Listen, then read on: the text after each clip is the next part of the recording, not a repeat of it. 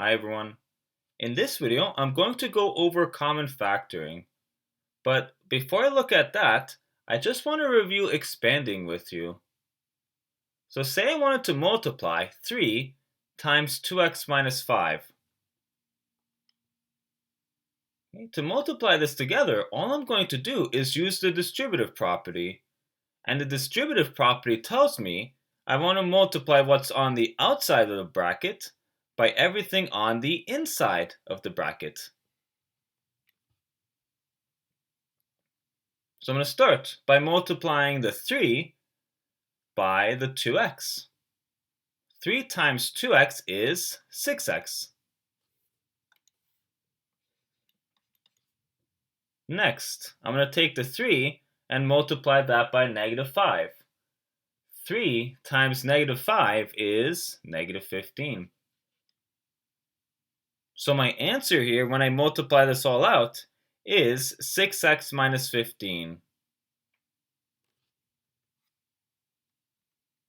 Now, say I wanted to go in reverse.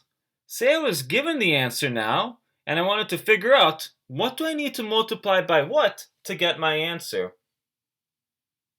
So in this question here, I'm given 5x plus 15, and I want to figure out what do I need to multiply by what to get 5x plus 15.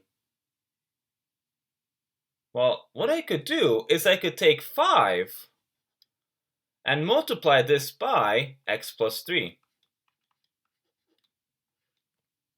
And we can check by expanding this out that 5 times x plus 3 is equal to 5x plus 15.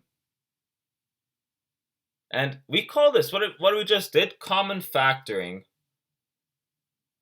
Right? Because we common factored a 5 out of the expression and put it outside of the brackets here.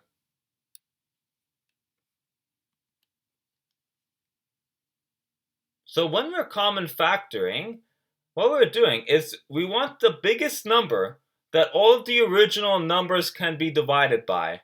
Right? We want to find the biggest number that all of the original numbers can be divided by. And we call this number the greatest common factor. Let's take a look at some examples here. So example 1a here, we want to find the greatest common factor of 6 and 15. Right? We need the biggest number that goes into both 6 and 15. Well, I know 3 goes into both 6 and 15, right? Because let's think about this.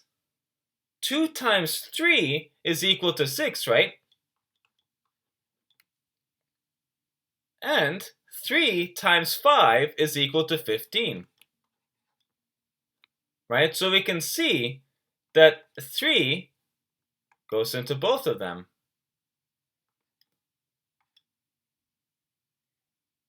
And since 3 here is the biggest number that goes into both, right? 6, for example, doesn't go into both of these. So since 3 is the biggest number that goes into both of these two numbers, we say 3 is the greatest common factor. Let's take a look at this next example. X to the power of 4 and x to the power of 7. So to help me find the greatest common factor, what I'm going to do is I'm going to expand these out. I'm going to expand out x to the power of 4. And I know x to the power of 4, all I'm doing to get that is I'm multiplying x by itself 4 times. And x to the power of 7, all I'm doing to get that is I'm multiplying x by itself 7 times.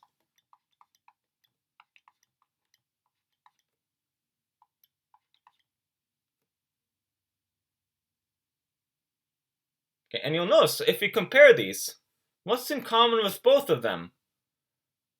Well, in both of them here, I have x's. And specifically,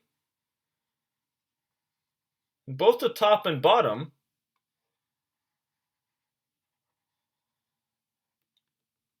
I'm multiplying x by itself 4 times in both the top and the bottom here. So we can say this is the greatest common factor, right? X multiplied by itself 4 times, or just x to the power of 4, right? Since these x's go into both the top and the bottom, right? We say this is the greatest common factor, x to the power of 4. And something you'll notice is x to the power of 4, right? The 4 here is the smallest exponent, right? Because look at the exponents. My two exponents here are 4 and 7, right? 4 is my smallest exponent, right? And that's the greatest common factor here, right? My greatest common factor has an exponent of 4, right? So whenever you have like a variable, right, something like this, x to the power of 4, x to the power of 7, the variable with the smallest exponent here, that's going to tell you the greatest common factor. And since 4 is the smallest exponent, that means x to the power of 4 is your greatest common factor. Okay, in this last example, 15 times x to the power of 4 and 6 times x to the power of 7. We want to find the greatest common factor.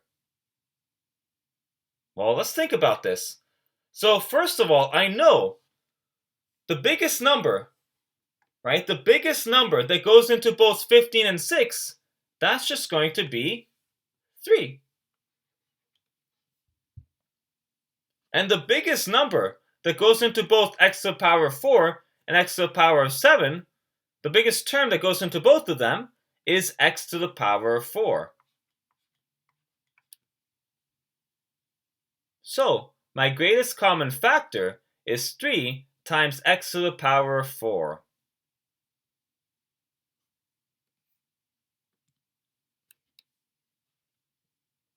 Okay, this next example, I want to common factor or unexpand the following.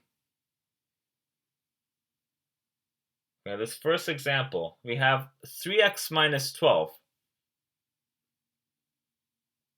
Well, the first thing I want to think about is what's the biggest number, right? What's the biggest term that goes into both 3x and 12?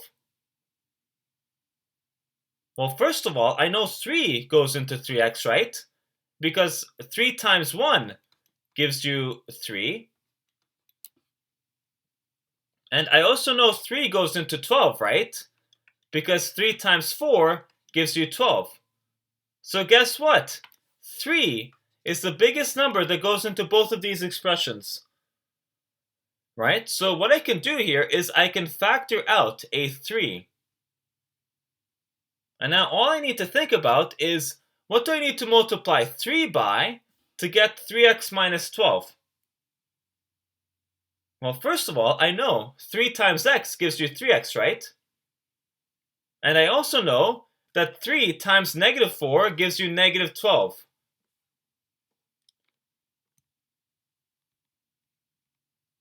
Right? I also know 3 times negative 4 gives you negative 12, right? So my answer here is just going to be 3 times x minus 4. Let's do the next one. Again, all I want to do here to common factor this is I need to figure out what's the biggest term that goes into both 12x and minus 3 here. Well, that's also going to be 3, right? Because I know 3 times 4 gives you 12. And I also know 3 times 1 gives you 3. So guess what? 3 is the biggest number that goes into both of them. And now, all I need to figure out now is what do I need to multiply 3 by to get 12x minus 3? Well, first of all, I know 3 times 4x gives you 12x.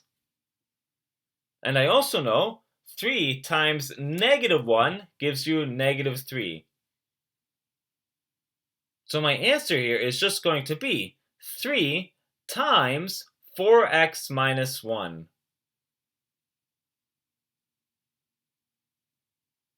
Okay, let's keep going. So this next one we have negative 2a plus 8. Again, I need to think about what's the biggest number that goes into both negative 2a and 8. Well, first of all, I know negative 2 goes into the first one, negative 2, right? Because negative 2 times 1 gives you negative 2.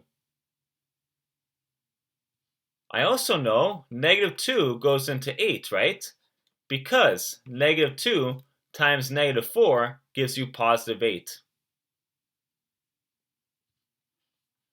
So, my greatest common factor here is negative 2. And I can factor out a negative 2. And the thing is, with these types of expressions, usually, like if you can, if the first number is a negative, usually what you want to do is you want to factor out a negative number as well. Right? So here, since I'm starting off with a negative 2a, I want to factor out a negative as well. And now all I have to do is I need to figure out what do I need to multiply negative 2 by to get negative 2a plus 8. And well, I know I can multiply negative 2 by a to get negative 2a, and I would need to multiply negative 2 by negative 4 to get 8. So there's my answer. Next one, 3x squared plus 9x plus 6. So again, with this one, it's the exact same idea as we've been doing before. Right? We need to figure out what's the biggest number that goes into all three of these terms here. 3x squared, 9x, and 6. Well, I can tell that 3 is going to be the biggest number that goes into all three of these. Why? Well, first of all, I know 3 times 1 gives you 3, right?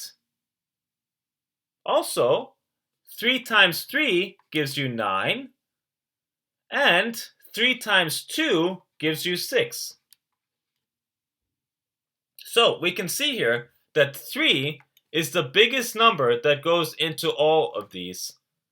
So what I can do is I can factor out a 3.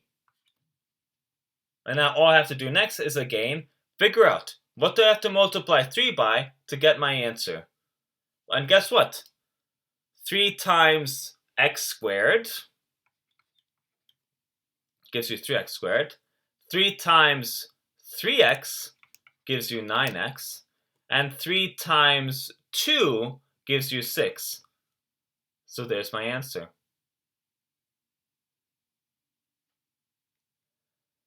All right, next one here. 4n squared plus 10n minus 12. So just like before, I need to figure out what I have to multiply by, right? What goes into all three of these terms, right? 4n squared, what goes into 10n, and what goes into negative 12.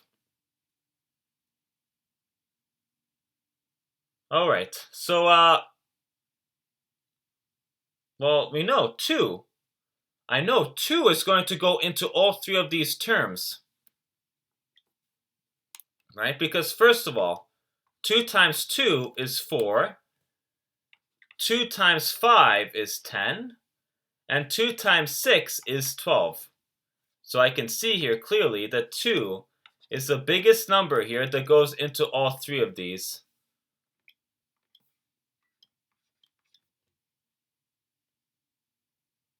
And now I just have to figure out what I need to multiply 2 by to get my answer here.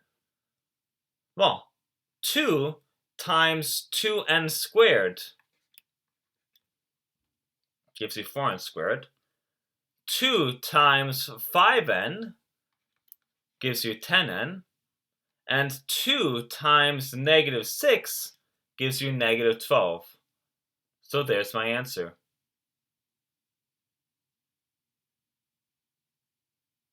Okay. This last example is a little bit trickier, but the idea is still the same, right? We still just need to figure out what goes into the terms here, our terms here. What goes into both 4x cubed, 16x squared, and 24x? Well, first of all, I know 4, right? 4 goes into all three of these terms. Because 4 times 1 gives you 4, right? 4 times 4 gives you 16, and 4 times 6 gives you 24. So I can clearly see 4 goes into all of these. Also, x goes into all three of these terms as well, right? Because x is in common with all of these. And now all we need to do is we need to figure out what do we need to multiply by what to get this expression. Well, first of all, 4x, well, we would need to multiply this by x squared to get 4x cubed. And why is this, right? Why would I need to multiply 4x by 4x cubed? Sorry, 4x by x squared to get 4x cubed. Let's take a look at that. Okay. Well, remember, x squared is the same thing as writing x times x. So what we're doing here essentially is we're multiplying 4x by x times x. And notice, here we're multiplying x by itself 3 times. So we could just write this. This is the same thing as writing 4x cubed. So we can see 4x times x squared is the same thing as 4x cubed. Next, what do I need to multiply 4x by to get 16x squared? Well, I would have to multiply 4x by negative 4x, right? Because 4 times negative 4 is negative 16, and x times x is x squared. Last, what do I need to multiply 4x by to get 24x? Well, I would need to multiply 4x by 6 to get 24x. And this is my final answer. So in summary, when you're doing common factoring, you need to figure out what's the biggest term, right? What's the biggest term that goes into all of the terms here in our expression? And this is the number, this is the term that's going to be outside of the brackets here.